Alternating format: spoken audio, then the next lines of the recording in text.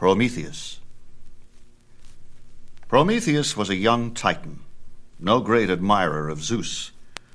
Although he knew the great lord of the sky hated explicit questions, he did not hesitate to beard him when there was something he wanted to know. One morning he came to Zeus and said, "O Thunderer, I do not understand your design. You have caused the race of man to appear on earth, but you keep him in ignorance and darkness."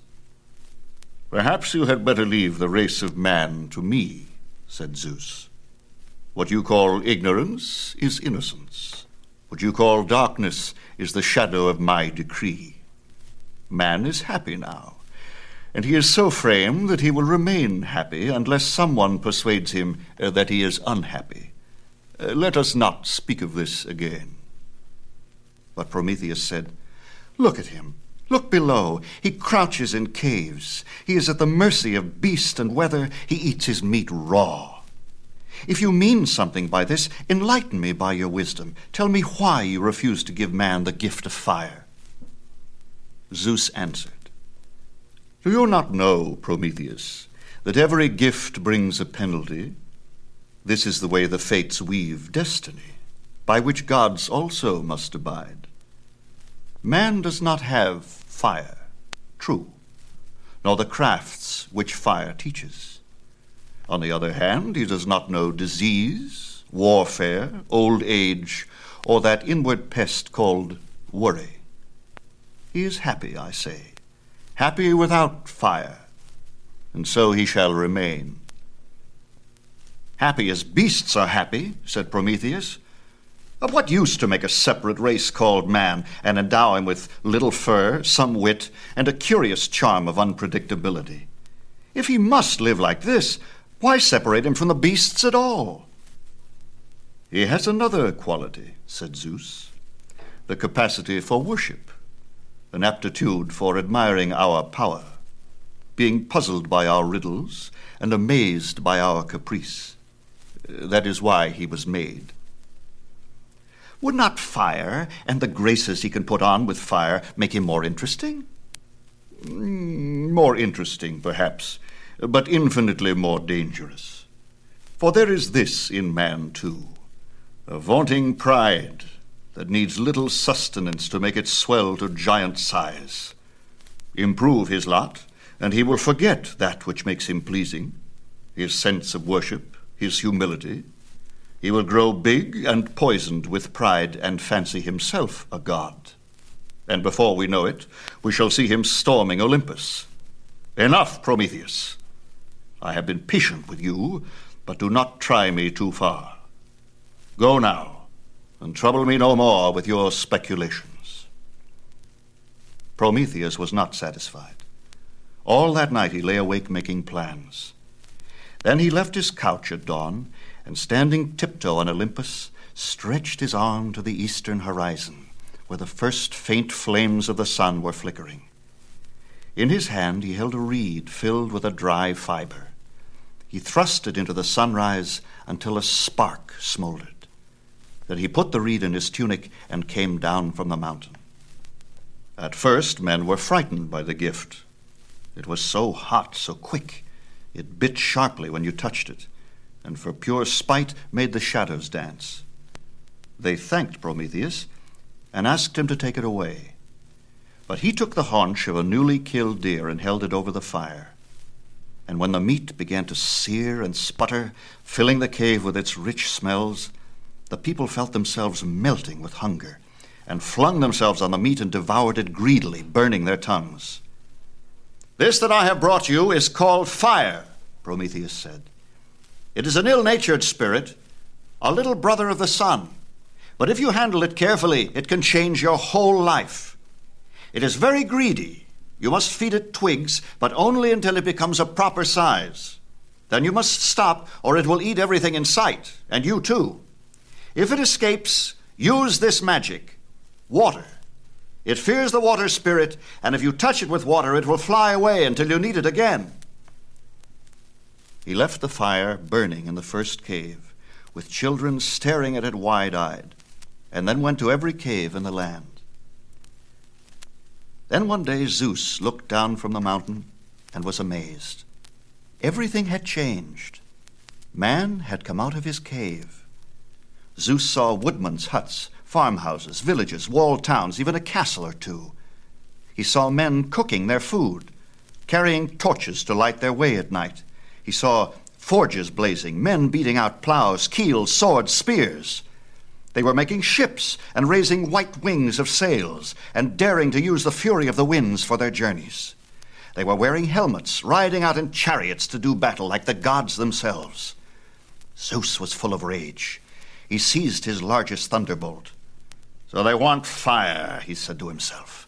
"I'll give them fire, more than they can use. I'll turn their miserable little ball of earth into a cinder." But then another thought came to him, and he lowered his arm.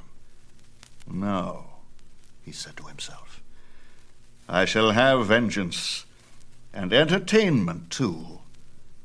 Let them destroy themselves with their new skills. This will make a long, twisted game, interesting to watch. I'll attend to them later. My first business is with Prometheus." He called his giant guards and had them seize Prometheus, drag him off to the Caucasus, and there bind him to a mountain peak with great chains specially forged by Hephaestus, chains which even a Titan in agony could not break. And when the friend of man was bound to the mountain, Zeus sent 2 vultures to hover about him forever, tearing at his belly and eating his liver. Men knew a terrible thing was happening on the mountain, but they did not know what. But the wind shrieked like a giant in torment, and sometimes like fierce birds. Many centuries he lay there, until another hero was born brave enough to defy the gods. He climbed to the peak in the Caucasus and struck the shackles from Prometheus and killed the vultures. His name was Heracles.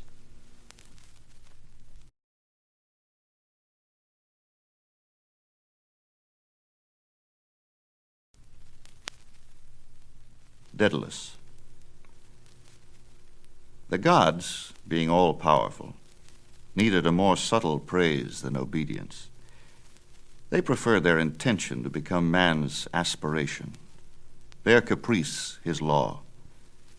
Athena, in particular, liked to be served this way. The gray-eyed goddess of wisdom, whose sign was the owl, taught men the arts they needed to know, not through gross decree, but through firing the brightest spirits to a white heat, wherein they perceived the secret laws of nature and made discoveries and inventions. Now in those times, her favorite among all mortals was an Athenian named Daedalus. In the white city of the goddess, Daedalus was honored among all men, and treasure after treasure flowed from his workshop, the wheel, the plow, the loom. Finally, as happens to many men, his pride raced away with his wits, and he fell into a black envy of his nephew, Talos, a most gifted lad, whom he had taken into his workshop and who, everyone said, was bound to follow in his footsteps. "Aye, but he's following too fast," grumbled Daedalus to himself. "He's treading on my heels." Daedalus at that time was working on a special project, a blade to cut wood more quickly than knife or axe. He had puzzled, tested, and tried many things, but nothing seemed to work. Then one day, coming early to his workshop, he heard a curious sound. It was his nephew, Talos, who had come even earlier. He was leaning over, holding a board pinned to a low table under his knee, and swiftly cutting into it with what looked like the backbone of a fish. The boy turned to him, smiling. "Look, Uncle," he cried. "See how splendid. Yesterday I saw a large fish stranded on the beach, half eaten by gulls, and a notion came to me that his spine, with its many sharp teeth, might be just the thing we're looking for. So I took it from the fish, who had no more need of it, and tried it right here. I cut through a great piece of driftwood. Isn't it wonderful? Don't you think the goddess Athena herself washed the fish on the shore for me to see?" "But why are you looking at me that way, Uncle?" Are you not pleased?" "Very pleased, my boy. I've been long considering your case, and have been weighing how to reward you according to your merit. I think now I know. But first we must go to Athena's temple to give thanks for this timely inspiration." He took the boy by the hand and led him up the sunny road to the top of the hill, to the Acropolis, where the temple of Athena stood and still stands.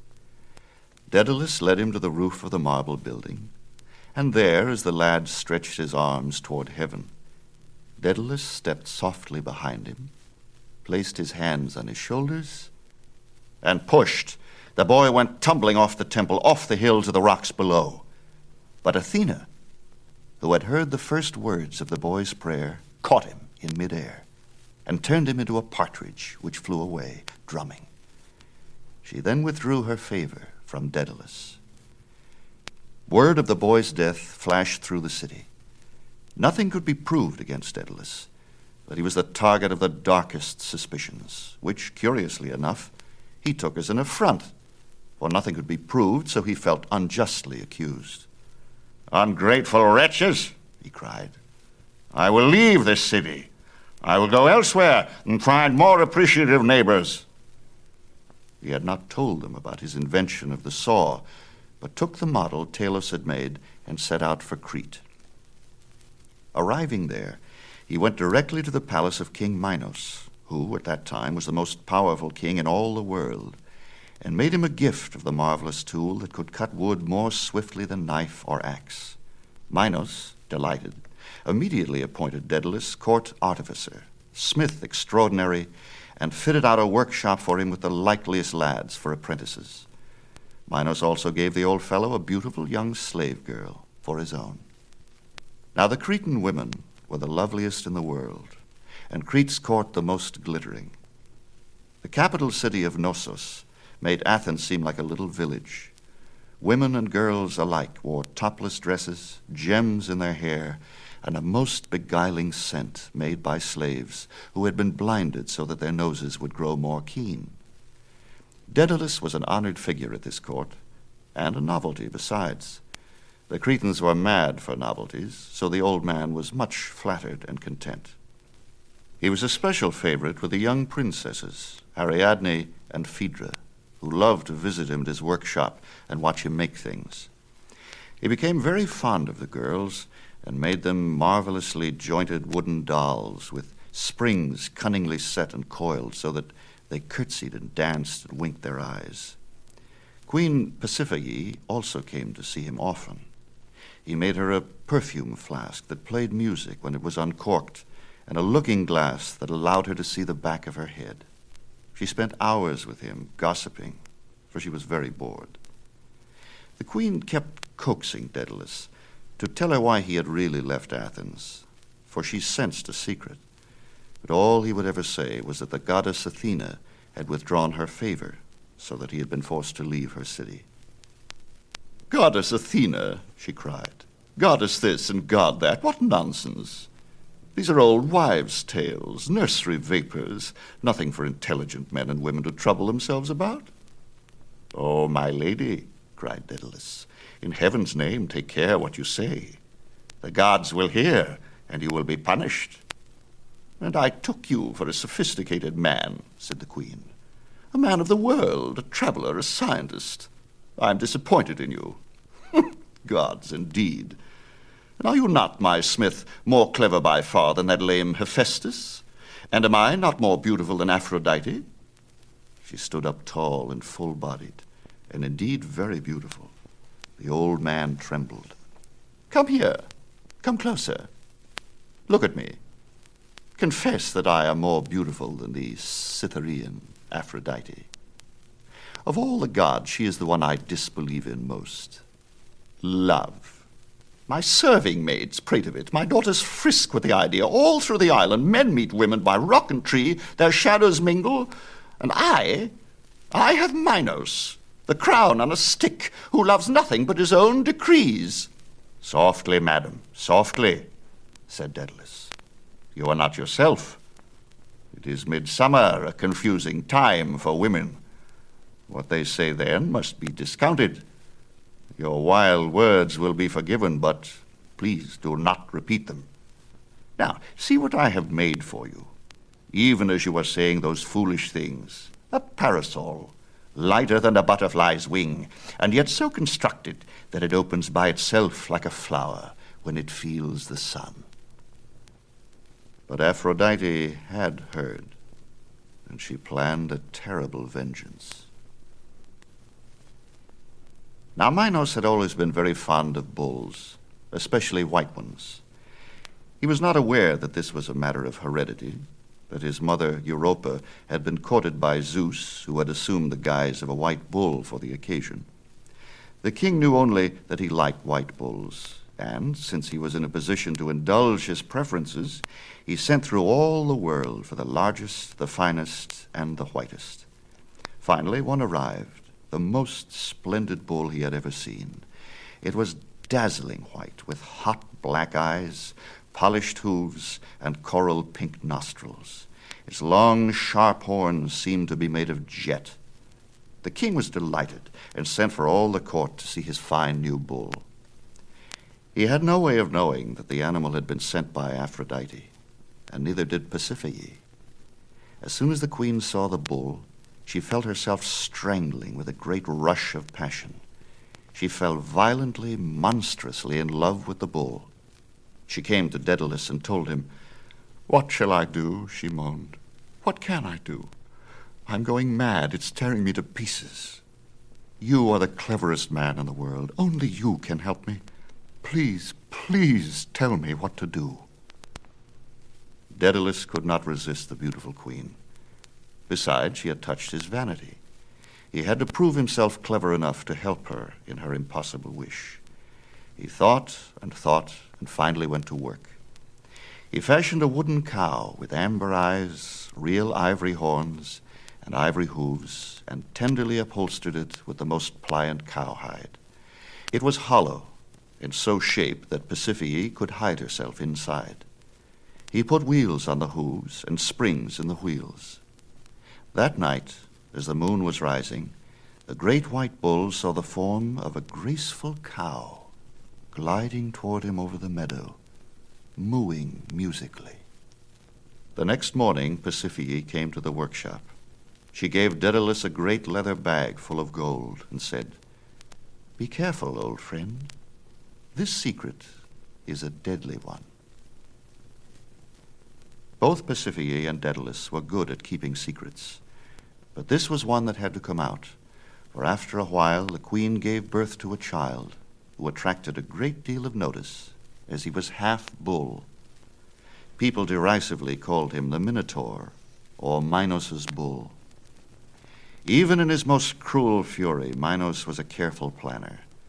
He decided to hide his shame, knowing that the world forgets what it does not see.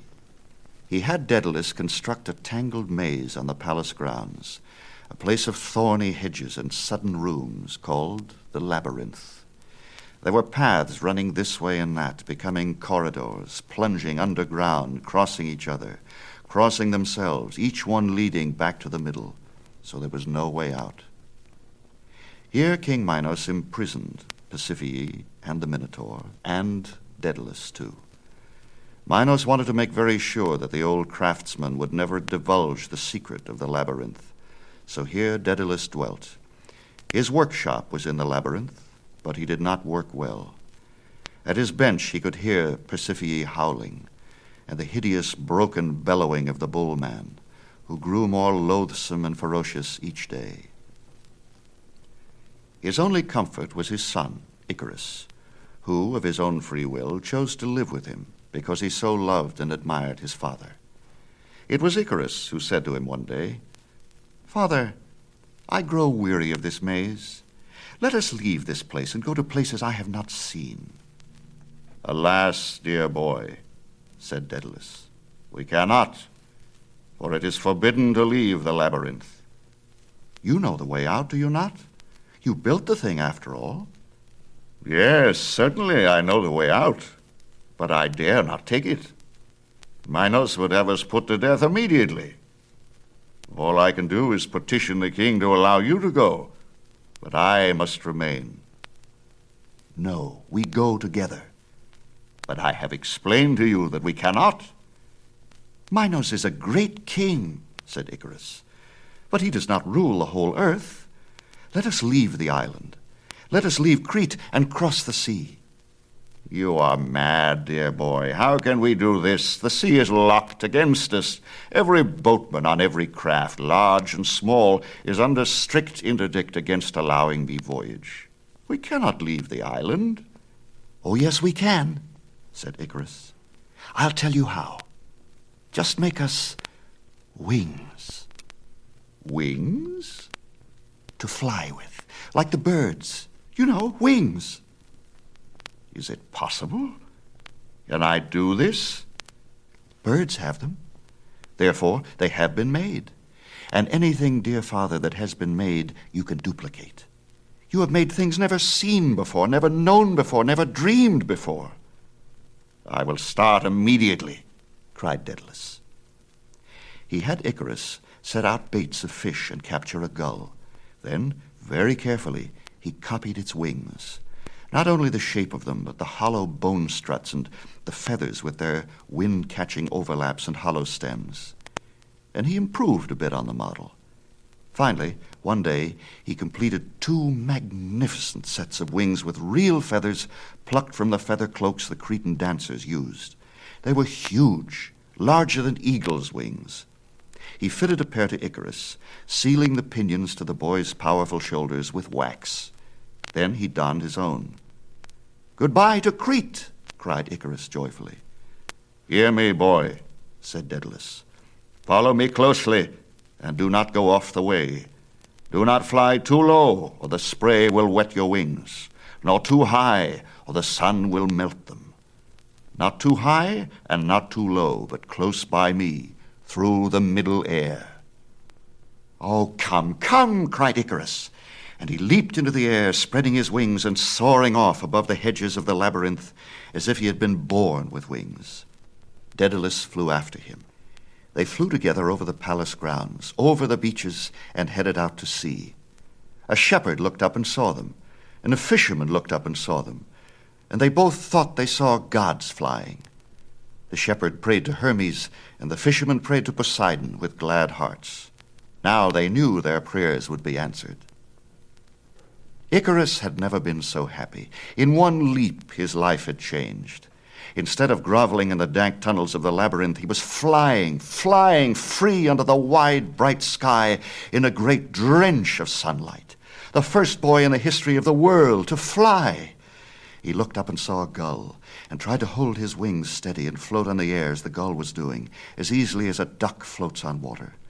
He felt himself slipping, and he slipped all the way in a slanting dive to the dancing surface of the water before he could regain his balance. The water splashing his chest felt deliciously cool. "No, no," he heard his father call from far above. "Not too low and not too high. Keep to the middle air."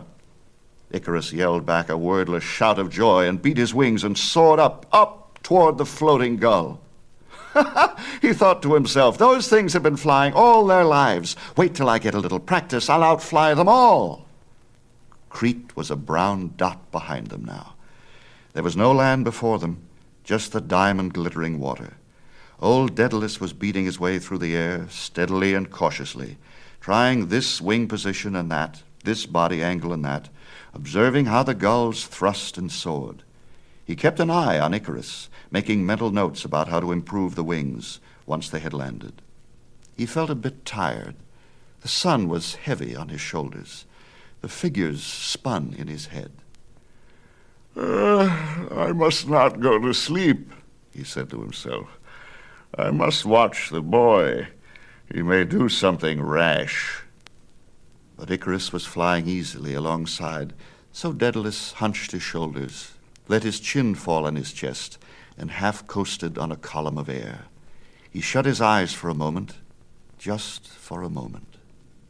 In that moment, Icarus saw a great white swan climb past him, wings spread, shooting like a great white arrow, straight for the sun, and uttering a long, honking call. Icarus looked after him. He had already dwindled and was a splinter of light moving toward the sun. How splendid he is, flying so swiftly, so proudly, so high. How I should like to get a closer look at the sun. Once and for all, I should like to see for myself what it really is. Is it a great burning eye looking through an enormous spy hole, as some Libyans say? Or is it Apollo driving a golden coach drawn by golden horses, as the Athenians believe? Or perhaps it is a great flaming squid swimming the waters of the sky, as the barbarians say. Or maybe, as my father holds, it is a monster ball of burning gas which Apollo moves by its own motion. I think I shall go a bit closer anyway. The old man seems to be napping. I can be up and back before he opens his eyes. How splendid if I could get a really good look at the sun and be able to tell my father something he doesn't know. How that would delight him. What a joke we will have together. Yes, I must follow the swan. So, Icarus, full of strength and joy, blood flaming in his veins, stretched his homemade wings and climbed after the swan. Up, up, up he flew. The air seemed thinner, his body heavier. The sun was swollen now, filling the whole sky, blazing down at him. He couldn't see any more than he had before. He was dazed with light. Closer, he thought. Higher, closer, up, up. He felt the back of his shoulders growing wet. Yes, he thought, this is hot work. But the wetness was not what he supposed. It was wax, melting wax. The wax bonds of his wings were melting in the heat of the sun. He felt the wings sliding away from him. As they fell away and drifted slowly down, he gazed at them, stupefied. It was as if a great golden hand had taken him in its grasp and hurled him toward the sea. The sky tilted. His breath was torn from his chest. The diamond-heart sea was rushing toward him. No, he cried. No, no! Daedalus, dozing and floating on his column of air, felt the cry ripping through his body like an arrow. He opened his eyes to see the white body of his son hurtling down. It fell into the sea and disappeared.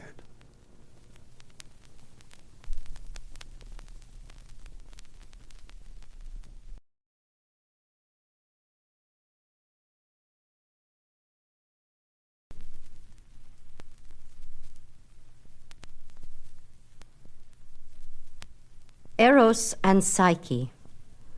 There was a king who had 3 daughters, and the youngest, named Psyche, was so beautiful that Aphrodite grew jealous and began to plan mischief.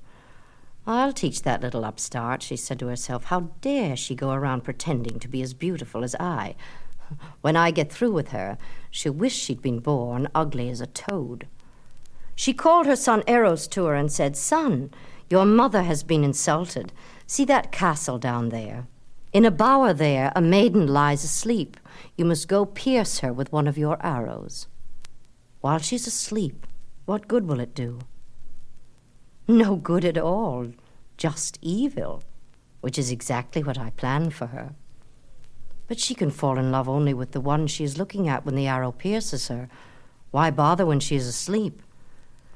Because if you scratch her with the arrow while she sleeps, she will form a passion for the first one she sees when she awakes.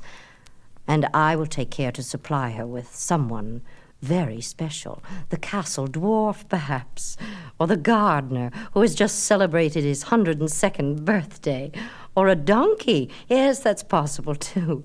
I haven't decided, but you can be sure it will be someone quite undesirable. Her family will be surprised. This is a cruel trick, Mother. Oh, yes. It's meant to be cruel. I tell you, the girl has irritated me. Now be off and do your work. Obediently, Eros flew down to the castle. He made himself invisible and flew through the window into the girl's chamber. He stood looking at her. She is very beautiful, he thought. Too beautiful for her own safety, poor girl. He leaned over her, holding his dart, so as to delicately scratch her shoulder. But he must have made some sound, for she opened her eyes then and looked straight into his, although she could not see him. And her huge, black, brilliant eyes startled him, so that the dart slipped and he scratched his own hand. He stood there, feeling the sweet poison spread in his veins, confused, growing dizzy with joy and strangeness. He had spread love, but never felt it, shot others, but never been wounded himself, and he did not know himself this way. The girl closed her eyes and went to sleep again. He stood looking at her. Suddenly she had become the most wonderful, the most curious, the most valuable thing in the world to him, and he knew that he would never let her come to any harm if he could prevent it. He thrust his dart into his quiver and flew back to Olympus. When he told his mother what had happened, she fell into a rage and ordered him out of her sight. She then flung a curse upon Psyche. She cast an invisible hedge of thorns about her so that no suitor could come near. The beautiful young princess became very lonely and very sad. Her father and mother could not understand why no one offered to marry her. Now the gods often quarrel, but Olympus had never seen such a feud as now flared between Aphrodite and her son. "How dare you torment the girl like that?" he said to his mother. "So long as you keep this spell upon her, I will do no business of love. I will shoot no one with my arrows. Your praises will not be sung, and without praise you will dry up and become a vicious old harpy. Farewell." And indeed, Eros refused to shoot his arrows. People stopped falling in love with one another. There was no praise for Aphrodite. Her temples stood empty, her altars unadorned. No marriages were made. No babies born. The world seemed to grow old and dull in a day. Without love, work died. Farmers did not plow their fields. Ships crawled listlessly on the seas. Fishermen scarcely cast their nets. Indeed, there were not many fish to catch, for they had sunk sullenly to the very bottom of the sea. And Aphrodite herself, goddess of love and beauty, found herself wasting in the great parching despair that came off the earth like a desert wind. She called to her son and said, "I see that you must have your way. What is it you wish?" "The girl," he said. "You shall have her. Sharpen your darts now and get back to work, or we shall all run melancholy mad." So Eros filled his quiver with arrows, stood upon a low cloud, and shot as fast as he could, and man and woman awakened to each other again. Fish leaped in the sea, stallions trumpeted in the field. Sounds of the earth holding revel came to the goddess on the mountain, and she smiled. But the parents of Psyche still grieved, for now with all the world celebrating the return of love, and the most unlikely people getting married, still no one asked for their daughter. They went to the oracle, who said, "Psyche is not meant for mortal man. She is to be the bride of him who lives on the mountain and vanquishes both man and god. Take her to the mountain and say farewell." As the king and queen understood this, they thought that their daughter was intended for some monster who would devour her, as so many other princesses had been devoured to appease the mysterious forces of evil.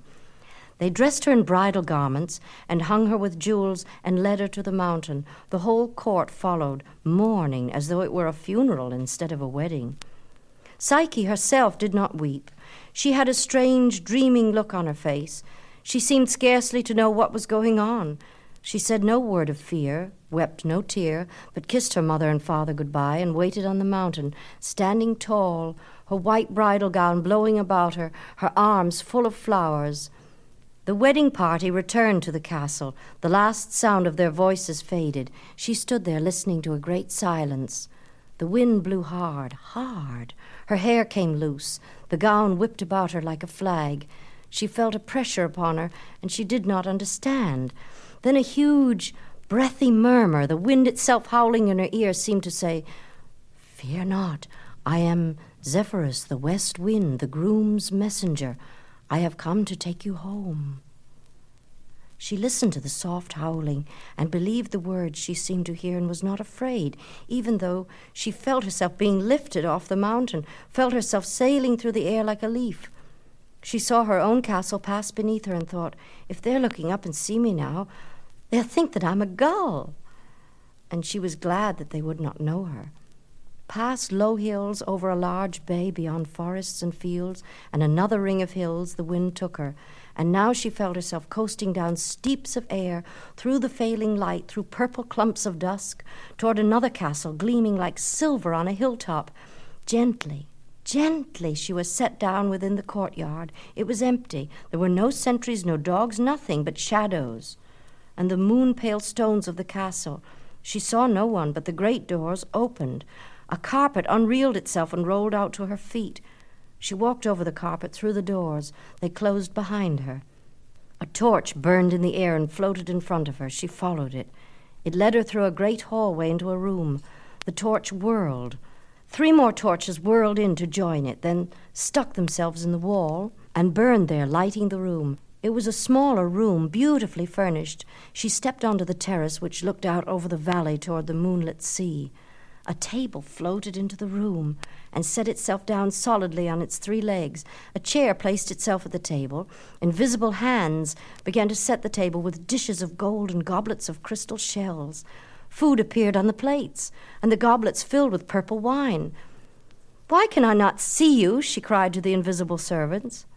A courteous voice said, "It is so ordered." "And my husband, where is he?" "Journeying far, coming near. I must say no more."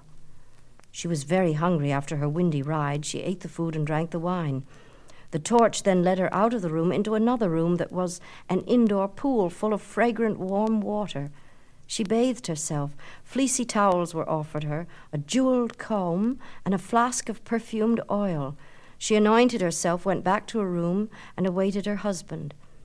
Presently she heard a voice in the room, a powerful voice, speaking very softly, so softly that the words were like her own thoughts. "You are Psyche. I am your husband. You are the most beautiful girl in all the world, beautiful enough to make the goddess of love herself grow jealous." She could not see anyone. She felt the tone of the voice press hummingly upon her, as if she were in the center of a huge bell. "Where are you?" "Here." She reached out her arms. She felt mighty shoulders, hard as marble but warm with life. She felt herself being enfolded by great muscular arms, and a voice spoke, "Welcome home." A swoon of happiness darkened her mind. The torches went out, one by one. When she awoke next morning, she was alone, but she was so happy she didn't care.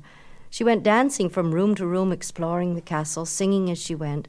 She sang so happily that the great pile of stone was filled with the sound of joy. She explored the castle, the courtyard, and the woods nearby. One living creature she found, a silvery greyhound, dainty as a squirrel and fierce as a panther. She knew it was hers. He went exploring the woods with her and showed her how he could outrace the deer. She laughed with joy to see him run. At the end of the day, she returned to the castle. Her meal was served by the same invisible servants. She again bathed and anointed herself. At midnight again, her husband spoke to her, and she embraced him and wondered how it was that of all the girls in the world she had been chosen for this terrible joy. Day after day went by like this, and night after night, and each night he asked her, "Are you happy, little one? Can I bring you anything, give you anything?" "Nothing, husband, nothing. Only yourself." "That you have. But I want to see you. I want to see the beauty I hold in my arms." "That will be, but not yet. It is not yet time." "Whatever you say, dear heart. But then, can you not stay with me by day as well, invisible or not? Why must you visit me only at night?" "That too will change, perhaps, but not yet. It is too soon." "But the day grows so long without you. I wait for nightfall so it seems it will never come." "You are lonely. You want company. Would you like your sisters to visit you?" "My sisters? Oh, I have almost forgotten them. How strange." "Do you care to renew your acquaintance?" "Well, perhaps. But I don't really care. It's you I want. I want to see you. I want you here by day as well as by night." "You may expect your sisters here tomorrow." The next day the west wind bore Psyche's elder sisters to the castle and landed them in the courtyard, wind-blown and bewildered. Fearful at having been snatched away from their own gardens, they were relieved to find themselves deposited so gently in the courtyard. How much more amazed they were then to see their own sister, whom they thought long dead, running out of the castle. She was more beautiful than ever, blooming with happiness, more richly garbed than any queen. She stormed joyously out of the castle, swept them into her arms, embraced and kissed them, and made them greatly welcome. Then she led them into the castle. The invisible servants bathed and anointed them and served them a sumptuous meal. And with every new wonder they saw, with every treasure their sister showed them, they grew more and more jealous. They too had married kings, but little local ones, and this castle made theirs look like dog kennels. They did not eat off golden plates and drink out of jewels. Their servants were the plain old visible kind, and they ate and drank with huge appetites and grew more and more displeased with every bite. "But where is your husband?" said the eldest one. "Why is he not here to welcome us? Perhaps he didn't want us to come." "Oh, he did," cried Psyche. "It was his idea. He sent his servant the west wind for you." "Oh," sniffed the second sister. "It is he we have to thank for being taken by force and hurled through the air. Pretty rough transport." "But so swift," said Psyche. "Do you not like riding the wind? I love it." "Yes, you seem to have changed considerably," said the eldest. "But that's still not telling us where your husband is. It is odd that he should not wish to meet us. Very odd." "Not odd at all," said Psyche. He is rarely here by day. He has things to do." "What sort of things?" "Oh, you know, wars, peace treaties, hunting. You know the things that men do." "He's often away, then?" "Oh, no, that is, only by day. At night he returns." "Ah, then we will meet him tonight? At dinner, perhaps?" "No, he will not be here. He will, but you will not see him." "Just what I thought," cried the eldest. "Too proud to meet us. My dear, I think we had better go home." "Yes, indeed," said the second sister. "If your husband is too high and mighty to give us a glimpse of his august self, then we're plainly not wanted here." "Oh, no," said Psyche. "Please listen. You don't understand." "We certainly do not." And poor Psyche, unable to bear her sister's barbed hints, told them how things were. The two sisters sat at the table listening. They were so fascinated they even forgot to eat, which was unusual for them. "Oh, my heavens," cried the eldest. "It's worse than I thought." "Much, much worse," said the second. "The oracle was right. You have married a monster." "Oh, no," cried Psyche. "Not a monster, but the most beautiful creature in the world." "Beautiful creatures like to be seen," said the eldest. "It is the nature of beauty to be seen. Only ugliness hides itself away. You have married a monster." "A monster?" said the second. "Yes, a monster, dragon, some scaly creature with many heads, perhaps, that devours young maidens once they are fattened. No wonder he feeds you so well." "Yes," said the eldest. "The better you feed, the better he will later." "Poor child, how can we save her?" "We cannot save her. He's too powerful, this monster. She must save herself." "I won't listen to another word," cried Psyche, leaping up. "You are wicked, evil-minded shrews, both of you. I'm ashamed of you. Ashamed of myself for listening to you. I never want to see you again, never." She struck a gong. The table was snatched away. A window flew open, and the west wind swept in, curled his arm about the two sisters, swept them out and back to their own homes. Psyche was left alone, frightened, bitterly unhappy, longing for her husband. But there were still many hours till nightfall. All that long, hideous afternoon she brooded about what her sisters had said. The words stuck in her mind like poisoned thorns. They festered in her head, throwing her into a fever of doubt. She knew her husband was good. She knew he was beautiful. But still, why would he not let her see him? What did he do during the day? Other words of her sister's came back to her. "How do you know what he does when he's not here? Perhaps he has dozens of castles scattered about the countryside, a princess in each one. Perhaps he visits them all." And then jealousy, more terrible than fear, began to gnaw at her. She was not really afraid that he was a monster, nor was she at all afraid of being devoured. If he did not love her, she wanted to die anyway. But the idea that he might have other brides, other castles, clawed at her and sent her almost mad. She felt that if she could only see him, her doubts would be resolved. As dusk began to fill the room, she took a lamp, trimmed the wick, and poured in the oil. Then she lighted it and put it in a niche of the wall where its light could not be seen. She sat down and awaited her husband. Late that night, when he had fallen asleep, she crept away and took the torch. She tiptoed back to where he slept and held the lamp over him. There, in the dim, wavering light, she saw God sleeping. Eros himself, the archer of love, youngest and most beautiful of the gods. He wore a quiver of silver darts even as he slept. Her heart sang at the sight of his beauty. She leaned over to kiss his face, still holding the lamp, and a drop of hot oil fell on his bare shoulder. He started up and seized the lamp and doused its light. She reached for him, felt him push her away. She heard his voice saying, "Wretched girl, you are not ready to accept love. Yes, I am love itself, and I cannot live where I am not believed. Farewell, Psyche." The voice was gone. She rushed into the courtyard, calling after him, calling, "Husband! Husband!" She heard a dry, cracking sound, and when she looked back, the castle was gone too. The courtyard was gone. Everything was gone. She stood among weeds and brambles. All the good things that had belonged to her vanished with her love. From that night on, she roamed the woods searching, and some say she still searches the woods and the dark places. Some say that Aphrodite turned her into an owl who sees best in the dark and cries, "Who? Who?"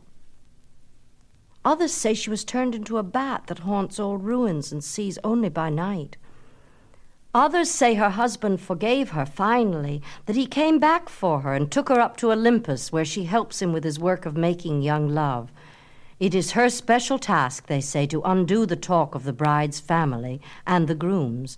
When mother or sister visit bride or groom and say, "This, that, better look for yourself. Seeing's believing, seeing's believing." Then she calls the west wind, who whips them away, and she herself invisible whispers to them that none but love knows the secret of love, that believing is seeing.